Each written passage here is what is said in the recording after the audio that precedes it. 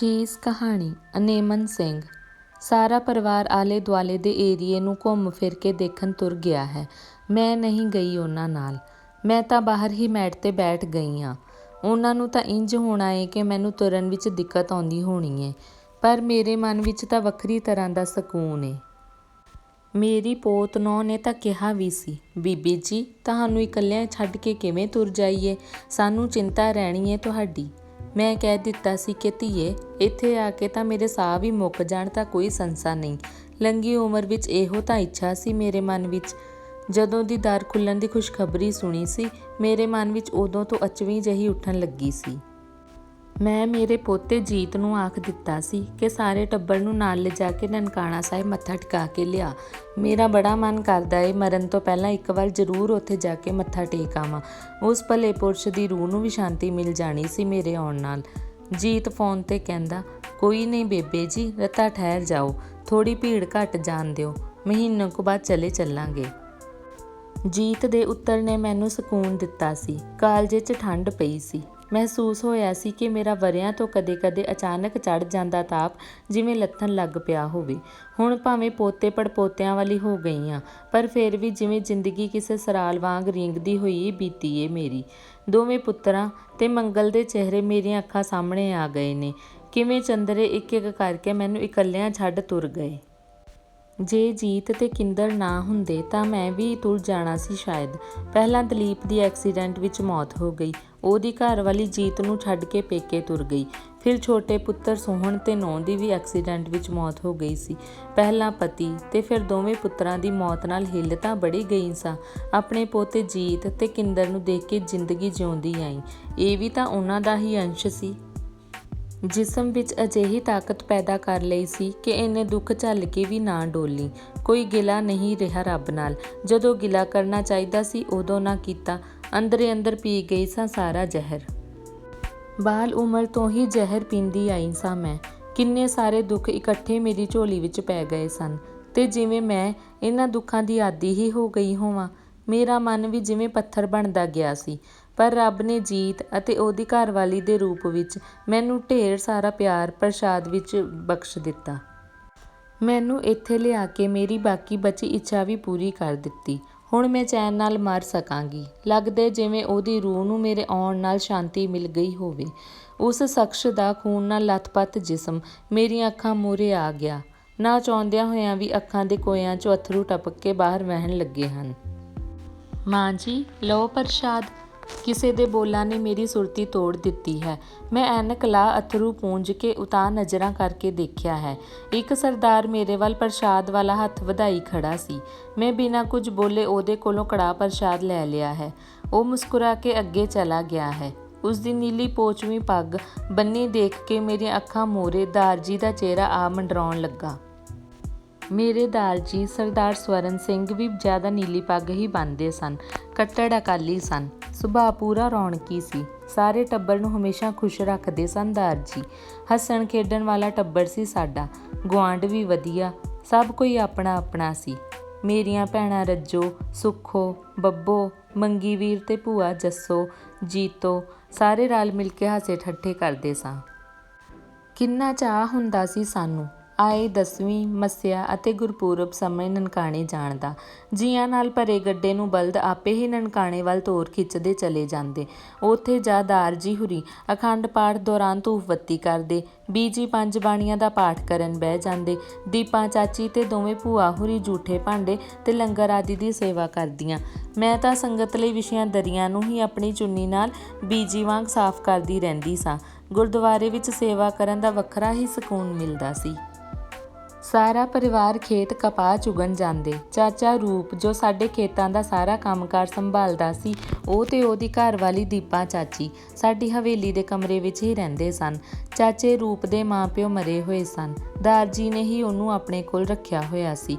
ਅਸੀਂ ਦੁਪਹਿਰ ਦੀ ਰੋਟੀ ਤੇ ਚਾਹ ਇਕੱਠੇ ਪੀਂਦੇ। ਦੀਪਾ ਚਾਚੀ ਸਰੋਂ ਦਾ ਸਾਗ ਬਣਾਉਂਦੀ ਤਾਂ ਸਾਰੇ ਉਂਗਲਾਂ ਚੱਟ-ਚੱਟ ਮੁਕਾ ਦਿੰਦੇ। ਭੂਆ ਤੇ ਭਾਬੀ ਤੰਦੂਰ 'ਤੇ ਰੋਟੀਆਂ ਲਾਉਂਦੀਆਂ ਤਾਂ ਜਿਵੇਂ ਸਾਰੇ ਖਾਣ ਨੂੰ ਟੁੱਟ ਕੇ ਹੀ ਪੈ ਜਾਂਦੇ। ਪਰ ਇਸ ਤਰ੍ਹਾਂ ਤੇ ਸੋਚਿਆ ਵੀ ਨਹੀਂ ਸੀ ਕਿ ਇੰਜ ਖਿੰਡ ਪੁੰਡ ਜਾਵੇਗਾ ਸਾਰਾ ਕੁਝ। ਉਹ ਹਸੂ ਕਰਕੇ ਬੋਲਣ ਵਾਲੀ ਤੇ ਹਰ ਕੰਮ ਖਿੜੇ ਮੱਥੇ ਕਰਨ ਵਾਲੀ ਦੀਪਾ ਚਾਚੀ ਦੀ ਦੇਹ ਚੀਥੜੇ ਹੋਈ ਮੇਰੇ ਕੋਲੋਂ ਦੇਖੀ ਨਹੀਂ ਸੀ ਗਈ। ਉਦੋਂ ਸਾਰੇ ਪਾਸੇ ਵੱਢ ਟੁੱਕ ਸੀ, ਭੱਜ ਦੌੜ ਸੀ। ਕਿੰਨਾ ਵਹਿਸ਼ਤੀ ਯੁੱਗ ਸੀ, ਜਿੱਥੇ ਨਾ ਕੋਈ ਆਪਣੇ ਦੀ ਸਮਝ ਆਉਂਦੀ ਸੀ ਤੇ ਨਾ ਹੀ ਬੇਗਾਨੇ ਦੀ।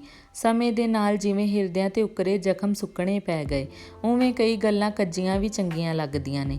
ਮੈਂ ਬੜਾ ਕੁਝ ਮਨ ਦੀ ਗੁੱਠੇ ਕੱਜ ਲਿਆ ਸੀ, ਭਾਵੇਂ ਕਈ ਰਾਤਾਂ ਜਾਗਦਿਆਂ ਔਂਸੀਆਂ ਪਾਉਂਦੀ ਰਹੀ, ਫਿਰ ਵੀ ਸਾਰੇ ਕਾਸੇ ਦੀ ਗੰਢ ਮਾਰ ਕੇ ਉਹਨੂੰ ਸੰਭਾਲਣ ਵੱਲ ਧਿਆਨ ਦਿੱਤਾ। ਬੇਬੇ ਜੀ, ਥੋੜਾ ਅੱਗੇ ਹੋ ਕੇ ਬੈਠ ਜਾਓ, ਮੈਂ ਸਾਫ਼ ਕਰ ਦਿਆਂ ਮੈਟ। ਇੱਕ 10-11 ਸਾਲਾਂ ਦੀ ਸੁਨੱਖੀ ਕੁੜੀ ਨੇ ਮੇਰੇ ਕੋਲ ਹੋ ਕੇ ਕਿਹਾ ਸੀ। ਮੈਂ ਤਾਂ ਹੋਰ ਹੀ ਖਿਆਲਾਂ 'ਚ ਉਲਝੀ ਹੋਈ ਸਾਂ। ਉਹਦੇ ਵੱਲ ਮੁਸਕਰਾ ਕੇ ਮੈਂ ਪਰਾਂ ਸਰਕ ਕੇ ਬੈਠ ਗਈ। ਉਹ ਆਪਣੀ ਚੁੰਨੀ ਨਾਲ ਮੈਟ ਸਾਫ਼ ਕਰਦੀ ਸਤਨਾਮ ਵਾਹਿਗੁਰੂ ਕਰਦੀ ਅੱਗੇ ਵੱਲ ਵੱਧ ਗਈ। ਉਸ ਵੱਲ ਦੇਖਦਿਆਂ ਮੈਨੂੰ ਆਪਣਾ ਬਚਪਨ ਫਿਰ ਯਾਦ ਆ ਗਿਆ ਹੈ। ਮੈਂ ਵੀ ਦਾਰਜੀ ਬੀਜੀ ਹੋਰਾਂ ਨਾਲ ਜਦੋਂ ਗੁਰਦੁਆਰੇ ਜਾਂਦੀ ਸਾਂ ਤਾਂ ਆਪਣੀਆਂ ਭੈਣਾਂ ਨਾਲ ਇਵੇਂ ਹੀ ਸੇਵਾ ਕਰਦੀ ਹੁੰਦੀ ਸਾਂ। ਉਦੋਂ ਵੀ ਮੈਂ ਇੰਨੀ ਕੁ ਉਮਰ ਦੀ ਸਾਂ ਜਦੋਂ ਇਸੇ ਸਥਾਨ ਤੋਂ ਜਵਾਲਾ ਸਿੰਘ ਮੇਰਾ ਤੇ ਮਿਹਰ ਦਾ ਹੱਥ ਫੜ ਕੇ ਸਾਨੂੰ ਆਪਣੇ ਨਾਲ ਅੰਮ੍ਰਿਤਸਰ ਸ਼ਰਨਾਰਥੀ ਕੈਂਪ ਵਿੱਚ ਲੈ ਆਇਆ ਸੀ। ਉਹ ਦਾਰਜੀ ਦਾ ਦੋਸਤ ਸੀ। ਅਸੀਂ ਕੁਝ ਦਿਨ ਅੰਮ੍ਰਿਤਸਰ ਕੈਂਪ ਵਿੱਚ ਰਹੇ। ਜਦੋਂ ਦੰਗੇ ਸ਼ਾਂਤ ਹੋਏ ਤਾਂ ਉਹਦੇ ਨਾਲ ਹੀ ਬੀਰੇ ਵਾਲੇ ਆ ਗਏ ਸਾਂ। ਫਿਰ ਉਹਨੇ ਮੈਨੂੰ 10-11 ਸਾਲ ਦੀ ਨੂੰ ਹੀ ਆਪਣੇ ਵੱਡੇ ਮੁੰਡੇ ਮੰਗਲ ਸਿੰਘ ਨਾਲ ਵਿਆਹ ਕੇ ਨੂੰਹ ਬਣਾ ਲਿਆ ਸੀ ਤੇ ਮਿਹਰ ਨੂੰ ਉਹਨੇ ਖੇਤੀ ਕਰਨ ਲਾ ਲਿਆ ਸੀ। 2-3 ਸਾਲਾਂ ਵਿੱਚ ਹੀ ਮੈਂ ਬਚਪਨੇ ਤੋਂ ਗੁਜ਼ਰ ਕੇ ਇੱਕਦਮ ਹੇਠ ਉੱਤੇ 2 ਨਿਆਣਿਆਂ ਦੀ ਮਾਂ ਬਣ ਗਈ ਸਾਂ ਤੇ ਅੰਦਰ ਪਏ ਜ਼ਖਮ ਜਿਵੇਂ ਸੁੱਕ ਕੇ ਕਿਤੇ ਦਫਨ ਹੋ ਗਏ। ਮੁੜ ਮੈਂ ਉਹਨਾਂ ਦੀ ਭਾਫ ਨਹੀਂ ਕੱਢੀ, ਪਰ ਵੇਲੇ ਕੁਵੇਲੇ ਜਦੋਂ ਵੀ ਕਦੇ ਇਕੱਲੀ ਹੁੰਦੀ ਸਾਂ ਤਾਂ ਮੇਰੀਆਂ ਨਜ਼ਰਾਂ ਅੱਗੇ ਸਾਰੇ ਦ੍ਰਿਸ਼ ਉਵੇਂ ਫਿਰ ਪਲਾਂ ਵਿੱਚ ਘੁੰਮਣ ਲੱਗ ਜਾਂਦੇ। ਆਪਣੇ ਦੋਵਾਂ ਪੁੱਤਰਾਂ ਦੀ ਸੰਭਾਲ, ਮੰਗਲ ਦੇ ਸਾਥ ਅਤੇ ਘਰ ਦੇ ਕੰਮਾਂ-ਕਾਰਾਂ ਦੇ ਰੁਝੇਵੇਂ ਵਿੱਚ ਕਈ ਵਾਰੀ ਇਕੱਲੇ ਹੁੰਦਿਆਂ ਇਹ ਰਿਸਦੇ ਫੱਟ ਮੇਰੇ ਸਾਹਮਣੇ ਆ ਕਮਜ਼ੋਰ ਕਰਦੇ ਰਹਿੰਦੇ ਸਨ। ਅੰਦਰੋਂ ਅਚਵੀ ਜਿਹੀ ਉੱਠਦੀ। ਉਸ ਭਲੇ ਪੁਰਸ਼ ਦਾ ਚਿਹਰਾ ਮੇਰੀਆਂ ਅੱਖਾਂ ਅੱਗੇ ਆ ਘੁੰਮਣ ਲੱਗਦਾ। ਕਦੇ ਮਨ ਕਰਦਾ ਕਿ ਕਿਸੇ ਕੋਲ ਸਾਰਾ ਕੁਝ ਬੀਤਿਆ 10 ਹੌਲਾ ਕਰ ਲਵਾਂ ਕਾਲਜੇ ਨੂੰ, ਪਰ ਫਿਰ ਦੂਜੇ ਹੀ ਪਲ ਵਸੇ ਵਸਾਏ ਘਰ ਪਰਿਵਾਰ ਦੇ ਉਜੜਨ ਦੀ ਸੰਸਾ ਮਨ ਵਿੱਚ ਘਰ ਕਰ ਜਾਂਦੀ। ਮੇਰੇ ਸਹੁਰੇ ਜਵਾਲਾ ਸਿੰਘ ਨੂੰ, ਜਿਹਨੂੰ ਮੈਂ ਵਿਆਹ ਤੋਂ ਬਾਅਦ ਦਾਰਜੀ ਕਹਿਣ ਲੱਗ ਪਈ ਸਾਂ, ਵੱਲੋਂ ਮਿਲਿਆ ਪਿਆਰ ਪਲਾਂ ਵਿੱਚ ਹੀ ਛੂ ਮੰਤਰ ਹੋਇਆ ਦਿਸਦਾ। ਲੱਗਦਾ ਸਾਰੇ ਜਾਣੇ ਮੇਰੇ ਨਾਲ ਨਫ਼ਰਤ ਕਰਨ ਲੱਗ ਪੈਣਗੇ ਤੇ ਮੈਂ ਅਜਿਹਾ ਸੋਚ ਸਬਰ ਦਾ ਘੁੱਟ ਭਰ ਲੈਂਦੀ। ਮੈਂ ਆਪਣੇ ਪੋਤੇ ਜੀਤ ਨਾਲ ਪਰਚੀ ਰਹਿੰਦੀ ਸਾਂ। ਉਹ ਮੈਨੂੰ ਰੌਲੇ ਦੀਆਂ ਬਾਤਾਂ ਸੁਣਾਉਣ ਲਈ ਕਹਿੰਦੇ ਰਹਿੰਦੇ। ਇਹਨਾਂ ਵਿਚਾਰੇ ਬਾਲਾਂ ਨੂੰ ਕੀ ਪਤਾ ਸੀ ਰੌਲੇ ਬਾਰੇ, ਪਰ ਜਦੋਂ ਟੀਵੀ ਤੇ ਇਹ ਖਬਰ ਸੁਣੀ ਤਾਂ ਮੇਰੇ ਅੰਦਰ ਦੱਬਿਆ ਪਿਛਲਾ ਕਿੰਨਾ ਕੁਝ ਫਿਰ ਉਛਲਣ ਲੱਗ ਪਿਆ। ਮੇਰਾ ਮਨ ਕਰਦਾ ਕਿ ਮੇਰੇ ਖੰਭ ਹੋਣ ਤੇ ਮੈਂ ਉੱਡ ਕੇ ਨਨਕਾਣੇ ਪਹੁੰਚ ਜਾਵਾਂ ਤੇ ਉਹਨਾਂ ਥਾਵਾਂ ਨੂੰ ਜਾ ਕੇ ਦੇਖਾਂ ਜਿੱਥੇ ਸਾਡਾ ਸਾਰਾ ਪਰਿਵਾਰ ਅਕਸਰ ਇਕੱਠੇ ਆਇਆ ਕਰਦਾ ਸੀ। ਕਦੇ ਟੀਵੀ ਤੇ ਬੱਚੇ ਕੋਈ ਫਿਲਮ ਵਗੈਰਾ ਦੇਖ ਲੈਂਦੇ ਤਾਂ ਮੈਨੂੰ ਕਹਿਣ ਲੱਗਦੇ, ਬੇਬੇ ਸੱਚੀ ਇੰਨਾ ਦਰਦਮਈ ਵਾਪਰਿਆ ਸੀ? ਮੈਂ ਹਾਂ ਆਖ ਕੇ ਹੀ ਸਾਰ ਜਾਂਦੀ। ਮਨ ਵਿੱਚ ਕੁਝ ਉਬਲਦਾ, ਨਹੀਂ ਪੁੱਤ, ਇਸ ਤੋਂ ਵੀ ਬੜਾ ਦੁਖਦਾਈ ਮਾੜਾ ਵਾਪਰਿਆ। ਮੈਨੂੰ ਅੱਜ ਵੀ ਯਾਦ ਹੈ ਦਾਰਜੀ ਉਸ ਦਿਨ ਸ਼ੇਖਪੁਰੇ ਗਏ ਹੋਏ ਸਨ ਜੀਤੋ ਭੂਆ ਦੇ ਵਿਆਹ ਦੇ ਸਮਾਨ ਦੀ ਖਰੀਦਦਾਰੀ ਕਰਨ, ਜਦੋਂ ਬਾਜ਼ਾਰ ਵਿੱਚ ਅੱਗ ਭੜਕ ਗਈ। ਮੁਸਲਮਾਨ ਤੇ ਹਿੰਦੂ ਸਿੱਖ ਇੱਕ ਦੂਜੇ ਦੇ ਦੁਸ਼ਮਣ ਬਣ ਗਏ। ਵੇਖਦਿਆਂ ਹੀ ਇਹ ਅੱਗ ਸਾਡੇ ਪਿੰਡ ਕਰਮਪੁਰੇ 'ਚ ਵੀ ਤੇਜ਼ੀ ਨਾਲ ਬਲ ਤੁਰੀ ਸੀ। ਸਾਡੇ ਨਾਲ ਦੇ ਮੁਹੱਲੇ ਵਿੱਚ ਰਹਿੰਦੇ ਅਹਿਮਦ, ਜਿਸਨੂੰ ਅਸੀਂ ਚਾਚਾ ਜਾਨ ਆਖਿਆ ਕਰਦੇ ਸਾਂ, ਨੇ ਆਪਣੇ ਨਾਲ ਹੋਰ ਮੁਸਲਿਮ ਬੰਦਿਆਂ ਨੂੰ ਰਲਾ ਲਿਆ। ਉਹ ਸਾਰੇ ਸਾਡੀ ਹਿਫਾਜ਼ਤ ਲਈ ਡਟ ਗਏ। ਬੀਜੀ ਨੂੰ ਕਹਿਣ ਲੱਗੇ, ਭਰਜਾਈ ਡਰੋ ਨਾ ਤੁਸੀਂ, ਇੱਧਰ ਕਿਸੇ ਦੀ ਹਿੰਮਤ ਨਹੀਂ ਜੇ ਆਉਣ ਦੀ, ਤੁਸੀਂ ਚਿੰਤਾ ਨਾ ਕਰੋ। ਉਹ ਬੀਜੀ ਨੂੰ ਤਸੱਲੀਆਂ ਦੇ ਰਿਹਾ ਸੀ, ਪਰ ਨਹੀਂ, ਹਿੰਸਕ ਤੂਫਾਨ ਨੇ ਉਹਦੀ ਇੱਕ ਨਾ ਚੱਲਣ ਦਿੱਤੀ ਸੀ ਤੇ ਪਤਾ ਲੱਗਾ ਸੀ ਕਿ ਧਾਰੀਵਾਲ ਪਿੰਡ ਦੀ ਹੱਦ ਤੇ ਉਹਨੇ ਸ਼ਰਾਰਤੀਆਂ ਨੂੰ ਆਉਂਦਿਆਂ ਰੋਕਣ ਲਈ ਜੋ ਜਥਾ ਬਣਾਇਆ ਸੀ, ਉਹ ਅਹਿਮਦ ਦਾ ਹੀ ਵੱਡਾ ਵੈਰੀ ਬਣ ਗਿਆ। ਅਖੇ ਤੂੰ ਸਿੱਖਾਂ ਨੂੰ ਆਪਣੇ ਘਰ ਸ਼ਰਨ ਦੇ ਕੇ ਆਪਣੇ ਫਿਰਕੇ ਨਾਲ ਹੀ ਗੱਦਾਰੀ ਕਰਦਾ ਏ। ਅਫਵਾਹਾਂ ਦਾ ਪੂਰਾ ਜ਼ੋਰ ਸੀ। ਕਿਧਰੇ ਕੋਈ ਆ ਕੇ ਦੱਸਦਾ ਕਿ ਕਾਮੋ ਕੀ ਮੰਡੀ ਵਿੱਚ ਕਈ ਸਿੱਖਾਂ ਤੇ ਹਿੰਦੂਆਂ ਨੂੰ ਨਿਸ਼ਾਨਾ ਬਣਾਇਆ ਗਿਆ ਸੀ। ਕੋਈ ਕਹਿੰਦਾ ਫਲਾਣੀ ਥਾਂ 10 ਸਿੱਖਾਂ ਨੂੰ ਮਾਰਤਾ ਤੇ ਕੋਈ ਕਹਿੰਦਾ ਫਲਾਣੇ ਕੂਚੇ 5 ਹਿੰਦੂਆਂ ਨੂੰ ਮਾਰ ਦਿੱਤਾ ਤੇ ਕੋਈ ਕਹਿੰਦਾ ਸਿੱਖਾਂ ਨੇ ਮੁਹੱਲਾ ਗੋਬਿੰਦਪੁਰਾ ਵਿੱਚ 7 ਮੁਸਲਮਾਨਾਂ ਨੂੰ ਮੌਤ ਦੇ ਘਾਟ ਉਤਾਰ ਦਿੱਤਾ ਏ। ਇੱਕ ਦੂਜੇ ਦੇ ਖੂਨ ਦੇ ਪਿਆਸੇ ਹੋ ਰਹੇ ਸਨ ਸਾਰੇ। ਲਹੂ ਜ਼ਿਆਦਾ ਗਰਮਾ ਗਿਆ ਲੱਗਦਾ ਸੀ। ਕਿਤੇ ਕੋਈ ਭਾਈਚਾਰਕ ਸਾਂਝ ਦਿਸਦੀ ਨਹੀਂ ਆ ਰਹੀ ਸੀ। ਪਰ ਅਜਿਹੇ ਮਾਹੌਲ ਵਿੱਚ ਅਹਿਮਦ ਚਾਚੇ ਦੀ ਵਹੁਟੀ ਹਮੀਰਾ ਦੇ ਬੋਲ ਰੂਹ ਨੂੰ ਸਕੂਨ ਦੇਣ ਵਾਲੇ ਨਿਕਲੇ ਸਨ। ਭੈਣਾ ਤੂੰ ਕਿਉਂ ਘਬਰਾਉਣੀ ਏ? ਅਸੀਂ ਸਾਰੇ ਤੇਰੇ ਨਾਲ ਆ। ਸ਼ਾਮ ਬੀਤ ਗਈ। ਚਾਚਾ, ਰੂਪ ਤੇ ਹਜੂਰਾ ਬਾਹਰ ਨਿਕਲ ਗਏ ਸਨ ਦਰਜੀ ਦਾ ਪਤਾ ਲਾਉਣ ਲਈ। ਪਰ ਅਗਲੀ ਰਾਤ ਮੁੜਿਆ ਕੇਵਲ ਹਜੂਰਾ ਚਾਚਾ ਹੀ ਸੀ। ਉਹਦੇ ਲੀੜੇ ਰੱਤ ਨਾਲ ਭਿੱਜੇ ਹੋਏ ਸਨ। ਉਹ ਘਰ ਵਿੱਚ ਵੜਦੇ ਹੀ ਬੀਜੀ ਨੂੰ ਕਹਿਣ ਲੱਗਾ, ਬੜੀ ਮੁਸ਼ਕਿਲ ਨਾਲ ਜਾਨ ਬਚਾ ਕੇ ਆਇਆ ਭਰਜਾਈ। ਰੂਪ ਨੂੰ ਲਾਹੌਰ ਕੋਲ ਦੰਗਈਆਂ ਨੇ ਕਿਰਪਾਨਾਂ ਨਾਲ ਵੱਢ ਦਿੱਤਾ। ਮੇਰੇ ਪਿੱਛੇ ਵੀ ਪਏ ਸੀ। ਮੈਂ ਲੁਕ ਕੇ ਆਪਣੀ ਜਾਨ ਬਚਾਈ ਮਸਾਂ। ਤੂੰ ਦੀਪਾ ਭਾਬੀ ਨੂੰ ਅਜੇ ਕੁਝ ਨਾ ਦੱਸੀ। ਮੈਂ ਵੇਖਣਾ ਜਾ ਕੇ ਕੀ ਮਾਹੌਲ ਏ। ਅਗਲੀ ਸ਼ਾਮ ਕਿਸੇ ਨੇ ਆ ਕੇ ਦੱਸਿਆ ਕਿ ਪਿੰਡ ਖਿਲਚੀਆਂ ਵਿਖੇ ਹਿੰਦੂਆਂ ਸਿੱਖਾਂ ਨੇ ਇਕੱਠੇ ਹੋ ਕੇ ਕਾਫਲੇ ਵਿੱਚ ਅੰਮ੍ਰਿਤਸਰ ਵੱਲ ਜਾਣ ਦਾ ਫੈਸਲਾ ਕੀਤਾ ਏ। ਇੱਧਰ ਹਾਲਾਤ ਠੀਕ ਨਹੀਂ ਏ। ਤੁਸੀਂ ਵੀ ਆਪਣਾ ਜ਼ਰੂਰੀ ਸਮਾਨ ਬੰਨ੍ਹ ਲਓ। ਮੈਂ ਆਉਣਾ ਹਨੇਰੇ ਪਏ। ਸਰਦਾਰਾਂ ਦੇ ਮੁਹੱਲੇ ਵਿੱਚ ਕੁਝ ਘਰਾਂ ਦੇ ਹਿੰਦੂਆਂ ਸਿੱਖਾਂ ਨੂੰ ਮੁਹਤਬਰਾਂ ਨਾਲ ਲੈ ਕੇ ਅੰਮ੍ਰਿਤਸਰ ਵੱਲ ਰਵਾਨਾ ਹੋਣਾ ਸੀ। ਦੀਪਾ ਚਾਚੀ ਦਾ ਦੁਪਹਿਰ ਤੋਂ ਪਤਾ ਨਹੀਂ ਸੀ ਚੱਲ ਰਿਹਾ। ਘਰ-ਬਾਰ ਸਾਰੇ ਖਾਲੀ ਹੋ ਰਹੇ ਸਨ। ਅਸੀਂ ਵੀ ਚੱਲਣ ਦੀ ਤਿਆਰੀ ਕਰਨ ਲੱਗੇ। ਮੈਂ ਅੰਦਰਲੇ ਪਸਾਰ ਵਾਲੇ ਕਮਰੇ ਵਿੱਚ ਨਿੱਕੀ ਟਰੰਕੀ ਲੈਣ ਗਈ ਤਾਂ ਉੱਥੇ ਦੀਪਾ ਚਾਚੀ ਤੜਫ ਰਹੀ ਸੀ। ਮੈਂ ਹੱਥ ਨਾਲ ਉਹਨੂੰ ਉਠਾਉਣ ਦੀ ਕੋਸ਼ਿਸ਼ ਕੀਤੀ। ਉਹਦੇ ਸਾਹ ਜਿਵੇਂ ਮੁੱਕ ਚੁੱਕੇ ਸਨ। ਇਸ ਤੋਂ ਪਹਿਲਾਂ ਕਿ ਮੇਰਾ ਬਾਲ ਮਨ ਜ਼ਿਆਦਾ ਸੋਚਦਾ, ਹਜੂਰਾ ਚਾਚਾ ਮੇਰੀ ਬਾਂਹ ਫੜ ਕੇ ਬਾਹਰ ਵੱਲ ਲੈ ਗਿਆ। ਨੀ ਕੁੜੀਏ, ਤੂੰ ਇੱਥੇ ਕੀ ਕਰਨ ਡਈ ਏ? ਅੱਗ ਸਾਡੇ ਮੁਹੱਲੇ ਤੱਕ ਆ ਗਈ ਸੀ। ਬੀਜੀ ਨੇ ਸਾਰਾ ਜ਼ਰੂਰੀ ਸਮਾਨ ਚੁੱਕ ਲਿਆ। ਸੋਨਾ ਜੇਵਰਾਤ ਵਗੈਰਾ ਆਪਣੇ ਨੇਫੇ ਵਿੱਚ ਗੁਥਲੀ ਬਣਾ ਕੇ ਤੁੰਨ ਲਏ। ਸਾਰੇ ਜਾਣੇ ਬਾਹਰ ਕਾਫਲੇ ਵਿੱਚ ਜਾਣ ਲੱਗੇ ਸਾਂ। ਬਾਹਰ ਵਿਹੜੇ ਵਿੱਚ ਲੋਕਾਂ ਦਾ ਹਜੂਮ ਖੜਾ ਸੀ। ਔਰਤਾਂ, ਬੱਚੇ, ਬੁੱਢੇ ਤੇ ਜਵਾਨ। ਕਿਸੇ ਦੇ ਹੱਥ ਵਿੱਚ ਸੋਟੀਆਂ ਸਨ, ਕਿਸੇ ਦੇ ਹੱਥ ਕਿਰਪਾਨਾਂ ਤੇ ਭਾਲੇ ਵਗੈਰਾ। ਦਲ ਉੱਥੋਂ ਰਵਾਨਾ ਹੋ ਗਿਆ। ਮੋਹਰੇ ਜਵਾਨ ਬੰਦੇ ਸਨ ਤੇ ਵਿਚਾਲੇ ਔਰਤਾਂ, ਕੁੜੀਆਂ ਅਤੇ ਬੱਚੇ। ਉਸ ਤੋਂ ਪਿੱਛੇ ਬਜ਼ੁਰਗ ਤੇ ਬਿਲਕੁਲ ਮਗਰੇ ਫਿਰ ਜਵਾਨ ਬੰਦੇ ਤੁਰਦੇ ਜਾ ਰਹੇ ਸਾਂ। ਜ਼ਰੂਰਤ ਦਾ ਮਾੜਾ ਮੋਟਾ ਸਮਾਨ ਤਕਰੀਬਨ ਸਾਰਿਆਂ ਦੇ ਕੋਲ ਹੀ ਸੀ। ਅਜੇ ਕੁਝ ਚਿਰ ਦਾ ਪੈਂਡਾ ਹੀ ਤੈਅ ਕੀਤਾ ਸੀ ਕਿ ਅਚਾਨਕ ਯਾ ਅੱਲਾ ਦੀਆਂ ਆਵਾਜ਼ਾਂ ਨੇੜੇ ਆਉਣ ਲੱਗੀਆਂ। ਅੱਧੇ ਘੰਟੇ 'ਚ ਹੀ ਹਜੂਮ ਆਇਆ ਤੇ ਕਿੰਨੀਆਂ ਲਾਸ਼ਾਂ ਧਰਤੀ ਤੇ ਵਿਛਾ ਕੇ ਅੱਗੇ ਲੰਘ ਗਿਆ। ਜੋ ਬਚੇ ਜਿੱਧਰ ਰਸਤਾ ਮਿਲਿਆ ਉੱਧਰ ਨੂੰ ਭੱਜ ਤੁਰੇ। ਸਾਨੂੰ ਬੀਜੀ ਤੇ ਭੂਆ ਹੁਰਾਂ ਫੜਿਆ ਹੋਇਆ ਸੀ। ਭੂਆ ਜੀਤੋ ਤੇ ਜੱਸੋ ਦੇ ਨਾਲ ਮੇਰੀ ਵੱਡੀ ਭੈਣ ਰੱਜੋ ਵੀ ਗਾਇਬ ਸੀ। ਕਿੰਨਾ ਚਿਰ ਲੱਭਿਆ। ਉਹਨਾਂ ਦੀ ਰਾਹ ਉਡੀਕਦੇ ਰਹੇ। ਰੋਂਦਾ ਵਿਲਕਦਾ 15 ਕੁ ਜਣਿਆਂ ਦਾ ਸਾਡਾ ਜਥਾ ਸਤਨਾਮ ਵਾਹਿਗੁਰੂ ਦਾ ਜਾਪ ਕਰਦਾ ਅਗਲੇ ਪੰਧ ਲਈ ਰਵਾਨਾ ਹੋ ਗਿਆ। ਸਤਨਾਮ ਵਾਹਿਗੁਰੂ ਦੀਆਂ ਆਵਾਜ਼ਾਂ ਨੇ ਮੈਨੂੰ ਸੋਚਾਂ 'ਚੋਂ ਬਾਹਰ ਕੱਢ ਦਿੱਤਾ ਹੈ।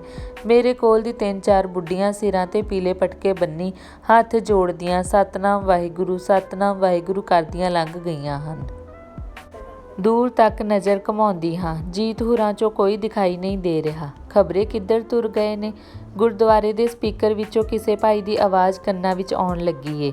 ਭਾਈ ਗੁਰੂ ਨਾਨਕ ਦੀ ਪਿਆਰੀ ਸੰਗਤ, ਤੁਸੀਂ ਵਡਭਾਗੇ ਹੋ ਜੋ ਇਸ ਦਰ ਦੇ ਦਰਸ਼ਨ ਕਰਨ ਦਾ ਭਾਗ ਪ੍ਰਾਪਤ ਕਰ ਰਹੇ ਹੋ।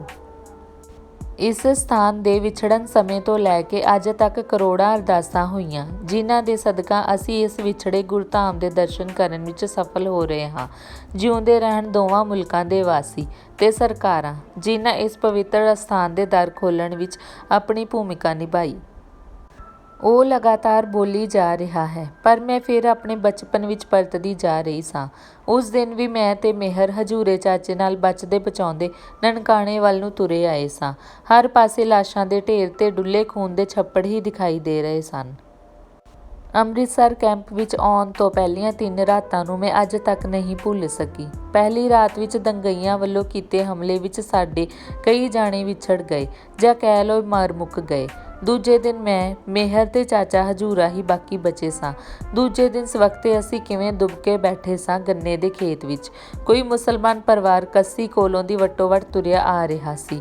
ਚਾਚੇ ਹਜੂਰੇ ਤੇ ਇੱਕ ਹੋਰ ਜਣੇ ਨੇ ਮੁਸਲਮਾਨ ਦੀ ਕੰਡ ਪਿੱਛੋਂ ਸਿਰ ਤੇ ਡਾਂਗ ਦਾ ਵਾਰ ਕਰਕੇ ਡੇਗ ਦਿੱਤਾ ਤੇ ਬਾਅਦ ਵਿੱਚ ਠੁੱਡੇ ਮਾਰ-ਮਾਰ ਕੇ ਮੁਕਾ ਦਿੱਤਾ। ਉਹਦੀ ਘਰਵਾਲੀ ਕੋਲ ਖੜੀ ਕੁਰਲਾਉਂਦੀ ਰਹੀ। ਫਿਰ ਕਿੰਨਾ ਚਿਰ ਉਹਦੀ ਦੂਜੇ ਪਾਸੇ ਵਾਲੇ ਗੰਨੇ ਦੇ ਖੇਤ ਵਿੱਚੋਂ ਕੁਰਲਾਉਣ ਦੀ ਆਵਾਜ਼ ਆਉਂਦੀ ਰਹੀ। ਇਹ ਆਵਾਜ਼ ਉਦੋਂ ਸ਼ਾਂਤ ਹੋਈ ਜਦੋਂ ਚਾਚਾ ਹਜੂਰਾ ਆਪਣੀ ਧੋਤੀ ਦਾ ਲੜ ਬੰਨ੍ਹਦਾ ਖੇਤ ਵਿੱਚੋਂ ਬਾਹਰ ਨਿਕਲਿਆ ਸੀ। ਇਸ ਤੋਂ ਬਾਅਦ ਤਾਂ ਮੈਨੂੰ ਤੇ ਮਿਹਰ ਨੂੰ ਚਾਚੇ ਤੋਂ ਡਰ ਜਿਹਾ ਲੱਗਣ ਲੱਗ ਪਿਆ। ਅਗਲੀਆਂ 2 ਰਾਤਾਂ ਚਾਚਾ ਹਜੂਰਾ ਮੈਨੂੰ ਕਈ ਵਾਰ ਆਪਣੀ ਧੋਤੀ ਦਾ ਲੜ ਬੰਨ੍ਹਦਾ ਦਿਸਿਆ ਸੀ। ਨਨਕਾਣਾ ਸਾਹਿਬ ਤੋਂ ਅੱਧਾ ਕੁ ਮੀਲ ਪਿਛਾਂਹ ਛਿਪਦੇ ਵੱਲ ਦੇ ਖੇਤਾਂ ਵਿੱਚ ਕਾਫੀ ਲੋਕ ਇੱਧਰ ਉੱਧਰ ਡੁੱਬ ਕੇ ਬੈਠੇ ਸਨ। ਥਕਾਵਟ ਕਾਰਨ ਮੈਂ ਗਹਿਰੀ ਨੀਂਦ ਵਿੱਚ ਸਾਂ। ਜਦੋਂ ਚਾਚੇ ਹਜੂਰੇ ਦਾ ਹੱਥ ਮੇਰੀ ਸਲਵਾਰ ਦੇ ਨਾਲੇ ਤੱਕ ਪਹੁੰਚ ਗਿਆ, ਮੈਨੂੰ ਮਹਿਸੂਸ ਹੋਇਆ ਅਚਾਨਕ ਤਰਬਕ ਕੇ ਉੱਠੀ ਸਾਂ। ਇਸ ਤੋਂ ਪਹਿਲਾਂ ਕਿ ਮੈਂ ਚੀਕਦੀ, ਉਹਨੇ ਮੇਰਾ ਮੂੰਹ ਆਪਣੇ ਭਾਰੀ ਹੱਥਾਂ ਨਾਲ ਘੁੱਟ ਲਿਆ। ਜੇ ਬੋਲੀ ਨਾ ਤਾਂ ਤੈਨੂੰ ਵੀ ਤੇਰੀ ਦੀਪਾ ਚਾਚੀ ਤੇ ਰੂਪ ਵਾਂਗ ਮਾਰ ਮੁਕਾ ਦੇਣਾ ਇੱਥੇ ਹੀ, ਸਮਝੀ? ਉਹ ਹੈਵਾਨ ਹੋਇਆ, ਮੇਰੇ ਨਾਲ ਹੈਵਾਨੀਅਤ ਦਾ ਖੇਡ ਖੇਡਦਾ ਰਿਹਾ। ਤੀਜੀ ਰਾਤ ਮੇਰੀਆਂ ਸਿਸਕੀਆਂ ਪਤਾ ਨਹੀਂ ਕਿਵੇਂ ਕੋਲੋਂ ਲੰਘਦੇ ਕਿਸੇ ਸੱਜਣ ਦੇ ਕੰਨੀ ਪੈ ਗਈਆਂ। ਜਦੋਂ ਉਹ ਖੇਤ ਵਿੱਚ ਵੜਿਆ ਤਾਂ ਚਾਚਾ ਟੁੱਟ ਕੇ ਪੈ ਗਿਆ ਉਸ 'ਤੇ। ਮੈਂ ਤਾਂ ਨੀਮ ਬੇਹੋਸ਼ੀ ਵਿੱਚ ਹੀ ਸਾਂ। ਦੋਵੇਂ ਇੱਕ ਦੂਜੇ ਨਾਲ ਗੁੱਥਮ ਗੁੱਥਾ ਹੋ ਰਹੇ ਸਨ। ਫਿਰ ਕਿਰਪਾਨ ਦੇ ਇੱਕ ਵਾਰ ਨਾਲ ਚਾਚਾ ਹਜੂਰਾ ਧਰਤੀ 'ਤੇ ਡਿੱਗ ਪਿਆ। ਇਸ ਤੋਂ ਪਹਿਲਾਂ ਕਿ ਉਹ ਸੱਜਣ ਮੇਰਾ ਹੱਥ ਫੜਨ ਲੱਗਦਾ ਮੈਨੂੰ ਬਾਹਰ ਲੈ ਜਾਣ ਲਈ, ਹਜੂਰੇ ਨੇ ਆਪਣੇ ਨੇਫੇ ਵਿੱਚੋਂ ਛੁਰਾ ਕੱਢ ਉਹਦੇ ਢਿੱਡ ਵਿੱਚ ਖਬੋ ਦਿੱਤਾ। ਉਹ ਵੀ ਹੇਠਾਂ ਡਿੱਗ ਪਿਆ। ਕੁਝ ਚਿਰ ਦੋਵੇਂ ਤੜਫਦੇ ਰਹੇ। ਹਜੂਰੇ ਦੀਆਂ ਅੱਖਾਂ ਖੁੱਲ੍ਹੀਆਂ ਸਨ ਪਰ ਜਿਸਮ ਵਿੱਚ ਕੋਈ ਹਰਕਤ ਨਹੀਂ ਸੀ। ਮੈਂ ਖੁਦ ਨੂੰ ਸੰਭਾਲ ਉਸ ਮੁਸਲਿਮ ਕੋਲ ਹੋ ਕੇ ਦੇਖਿਆ। ਉਹ ਤੜਫ ਰਿਹਾ ਸੀ। ਮੈਂ ਚੀਖ ਕੇ ਰੌਲਾ ਪਾਉਣ ਦੀ ਬੜੀ ਕੋਸ਼ਿਸ਼ ਕੀਤੀ ਸੀ ਪਰ ਪਤਾ ਨਹੀਂ ਮੈਨੂੰ ਕੀ ਹੋ ਗਿਆ ਸੀ, ਮੇਰੀ ਜ਼ੁਬਾਨ ਵਿੱਚ ਉਦੋਂ ਕੋਈ ਆਵਾਜ਼ ਹੀ ਨਾ ਨਿਕਲੀ। ਤੜਫਦਿਆਂ ਹੀ ਉਹਦਾ ਹੱਥ ਮੇਰੇ ਵੱਲ ਵਧਿਆ। ਮੈਂ ਕੋਲ ਹੋਈ ਤਾਂ ਉਹਨੇ ਆਪਣਾ ਹੱਥ ਮੇਰੇ ਸਿਰ 'ਤੇ ਰੱਖ ਦਿੱਤਾ। ਮੈਂ ਦੇਖਿਆ ਉਹ ਬਿਲਕੁਲ ਸ਼ਾਂਤ ਹੋ ਗਿਆ ਸੀ। ਅਗਲੀ ਸਵੇਰ ਸਤਨਾਮ ਵਾਹਿਗੁਰੂ ਕਰਦਾ ਇੱਕ ਟੋਲਾ ਕੋਲ ਦੀ ਲੰਘਣ ਲੱਗਾ ਤਾਂ ਮੈਨੂੰ ਲਹੂ ਨਾ ਲਿਬੜੇ ਦੇਖ ਕੇ ਮੇਰੇ ਕੋਲ ਰੁਕ ਗਿਆ। ਮੇਰੇ ਮੂੰਹੋਂ ਤਾਂ ਕੁਝ ਨਹੀਂ ਸੀ ਨਿਕਲ ਰਿਹਾ। ਉਹਨਾਂ 2 ਲਾਸ਼ਾਂ ਪਈਆਂ ਦੇਖੀਆਂ। ਜਥੇ ਦਾ ਮੋਹਰੀ ਗੁਰਸਿੱਖ ਬੋਲਿਆ, ਇਸ ਮੁਸਲੇ ਨੇ ਸਾਡੀ ਧੀ ਦੀ ਪੱਤ ਲੁੱਟੀ ਹੋਊ। ਇਸ ਸਿੱਖ ਨੇ ਉਹਦਾ ਬਦਲਾ ਲਿਆ ਤੇ ਮਰਦਾ ਮਰਦਾ ਉਹ ਇਹਦੇ ਕਿਰਪਾਨ ਮਾਰ ਗਿਆ। ਮੈਂ ਬੋਲ ਕੇ ਦੱਸਣ ਦਾ ਬੜਾ ਯਤਨ ਕੀਤਾ, ਹੱਥਾਂ ਦੇ ਇਸ਼ਾਰਿਆਂ ਨਾਲ ਉਹਨਾਂ ਨੂੰ ਸਮਝਾਉਣਾ ਚਾਹਿਆ ਪਰ ਉਹ ਨਹੀਂ ਸਮਝ ਰਹੇ ਸਨ। ਉਹਨਾਂ ਭਾਣੇ ਤਾਂ ਮੈਂ ਸਦਮੇ ਕਾਰਨ ਇੰਜ ਕਰ ਰਹੀ ਸਾਂ, ਧੀਏ ਜੋ ਹੋ ਗਿਆ ਭੁੱਲ ਜਾ, ਬਸ ਇਸ ਗੱਲ ਨੂੰ ਇੱਥੇ ਹੀ ਛੱਡ ਜਾ। ਆਖ ਇੱਕ ਅੰਮ੍ਰਿਤਧਾਰੀ ਤੀਵੀਂ ਨੇ ਸਤਨਾਮ ਵਾਹਿਗੁਰੂ ਆਖ ਮੇਰੀ ਉਂਗਲ ਫੜ ਆਪਣੇ ਨਾਲ ਤੋਰ ਲਿਆ ਤੇ ਅਸੀਂ ਨਨਕਾਣੇ ਆ ਗਏ ਸਾਂ। ਇੱਥੋਂ ਹੀ ਦਾਰਜੀ ਦੇ ਦੋਸਤ ਜੋ ਮੇਰੇ ਬਾਅਦ ਵਿੱਚ ਸਹੁਰੇ ਬਣ ਗਏ ਸਨ, ਮੈਨੂੰ ਤੇ ਮੇਰੇ ਵੀਰ ਮੇਹਰ ਨੂੰ ਆਪਣੇ ਨਾਲ ਲੈ ਆਏ ਸਨ। ਸਤਨਾਮ ਵਾਹਿਗੁਰੂ ਦੇ ਜਾਪ ਦੀਆਂ ਆਵਾਜ਼ਾਂ ਸਪੀਕਰ ਵਿੱਚੋਂ ਆਉਣ ਲੱਗੀਆਂ ਹਨ। ਮੈਂ ਬੀਤੇ ਵਿੱਚੋਂ ਨਿਕਲ ਇੱਧਰ ਉੱਧਰ ਦੇਖਿਆ ਹੈ। ਇੰਨੀ ਦਿਨਾਂ ਦੀ ਖੂਨੀ ਖੇਡ ਨੇ ਪਤਾ ਨਹੀਂ ਮੇਰੇ ਵਰਗੀਆਂ ਕਿੰਨੀਆਂ ਆਤਮਾਵਾਂ ਦੀ ਇੱਜ਼ਤ ਨੂੰ ਤਾਰ-ਤਾਰ ਕੀਤਾ ਸੀ। ਕਿੰਨੀਆਂ ਧੀਆਂ ਭੈਣਾਂ ਕੁਰਲਾਉਂਦੀਆਂ ਆਪਣੇ ਸਵਾਸ ਤਿਆਗ ਗਈਆਂ ਹੋਣਗੀਆਂ। ਕਿੰਨੀਆਂ ਨੇਕ ਰੂਹਾਂ ਵੀ ਅਜਿਹੀ ਹਨੇਰੀ ਵਿੱਚ ਰੁੜ ਗਈਆਂ ਤੇ ਕਿੰਨੀਆਂ ਜਾਨਾਂ ਇਸ ਸਾਰੀ ਮੰਜ਼ਲ ਨੂੰ ਕੌੜਾ ਘੁੱਟ ਸਮਝ ਕੇ ਆਪਣੇ ਅੰਦਰ ਦਫਨ ਕਰਦੀਆਂ ਹੋਈਆਂ ਜ਼ਿੰਦਗੀ ਜਿਉਣ ਲਈ ਮਜਬੂਰ ਸਨ। ਮਨ ਵਿੱਚ ਉਸ ਭਲੇ ਪੁਰਸ਼ ਦਾ ਚਿਹਰਾ ਆਉਂਦਿਆਂ ਹੀ ਮੈਂ ਇੱਕ ਵਾਰ ਫਿਰ ਗੁਰੂ ਘਰ ਦੀ ਚਿੱਟੀ ਸੰਗਮਰਮਰੀ ਇਮਾਰਤ ਵੱਲ ਦੇਖਿਆ ਹੈ।